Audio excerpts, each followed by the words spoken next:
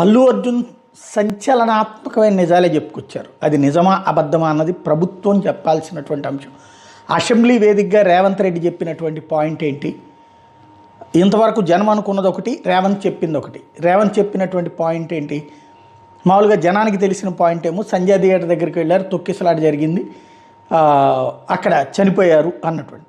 కానీ రేవంత్ చెప్పిన మాట ఏంటి, పర్మిషన్ అడిగితే పర్మిషన్ ఇవ్వడం కుదరదు, అక్కడ 10 థియేటర్ల మధ్యలో ఇక్కడ ఇన్ను అవుట్ ఒకటే ఉంది కాబట్టి అక్కడ పర్మిషన్ ఇవ్వమన్నారు పోలీసులు.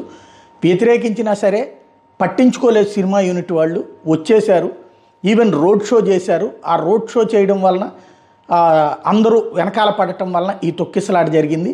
అప్పటికి అల్లు అర్జున్కి చెప్తానే ఉన్నారు వద్దు వెళ్ళిపోమ్మని చెప్పి, అయినా ఆయన పట్టించుకోలేదు. ఈవెన్ సినిమా థియేటర్లో ఉన్నటువంటి సందర్భంలో కూడా ఇట్లయితే అరెస్ట్ చేయాల్సి వస్తుంది మిమ్మల్ని హెచ్చరించిన తర్వాత అప్పుడు మానేశారు, అప్పుడు బయలుదేరి వెళ్ళారు.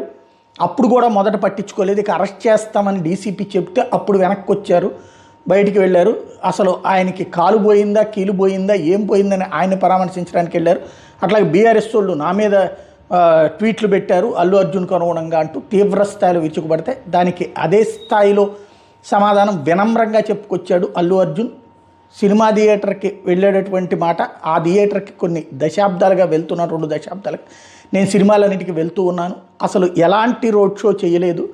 థియేటర్ అక్కడ ఉందనగా ఇక్కడ జనమందరూ క్రౌడ్ నిండిపోయి ఉంటే కదలట్లేదు అని చెప్పి, సార్ మీరు బయటకు వచ్చి ఒక్కసారి చెయ్యి ఊపితే వాళ్ళు పక్కకి తప్పుకుంటారండి అని అడిగితే, ఈవెన్ అక్కడ పోలీసులే ఉన్నారు, పోలీసులే అవతలకి తిప్పుతున్నారు. ఏ పోలీస్ అధికారి వచ్చి కూడా మీకు పర్మిషన్ లేదని చెప్పలేదు. పర్మిషన్ ఆల్రెడీ మా వాళ్ళు తీసుకుంటారని నేను అనుకుంటాను, మా మేనేజర్లు వీళ్ళు తీసుకుంటారని. అక్కడ ఆల్రెడీ పర్మిషన్ ఉందని, పర్మిషన్ లేకపోతే పోలీసులు వెనక్కి వెళ్ళిపో అంటే ముందుకెళ్ళేటటువంటి మనస్తత్వం ఉన్నటువంటి వాడిని కాదు నేను. వెళ్ళాను అక్కడ.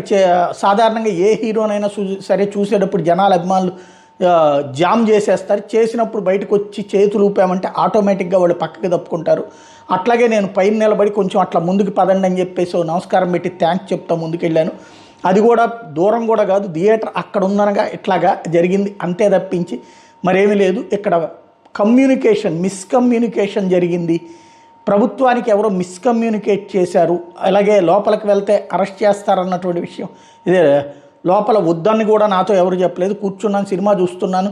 ఆ తర్వాత పోలీస్ అధికారి ఎవరో వచ్చి, మా మేనేజర్లు వచ్చి ఇట్లాగా క్రౌడ్ బయట ఆపలేనంతటి పరిస్థితి ఉంది, మీరు ఇక్కడి నుంచి వెళ్ళిపోవడం కరెక్ట్ అంటే, నేను నా భార్య నా బిడ్డలు కూడా అక్కడికి వచ్చారు, నేను ఇట్లాంటి తొక్కిసలాట కావాలనుకుంటే అక్కడికి రాను కదా. అలా వెంటనే నేను అవతలకి తీసుకుని వెళ్ళిపోయాను, బయలుదేరి వెళ్ళిపోయాము. చెప్పగానే పోలీసులు చెప్పారని మా వాళ్ళు చెప్పగానే బయలుదేరిపోయాను. ముందైతే ఎట్లాంటిది ఎవరూ చెప్పలేదు, పర్మిషన్ లేదని చెప్పలేదు, థియేటర్ లోపల అరెస్ట్ చేస్తామని ఎవరు చెప్పలేదు. ఇది ఎవరో మిస్కమ్యూనికేషన్ చేసుకొచ్చారు అన్నటువంటి విషయాన్ని స్పష్టం చేశారు.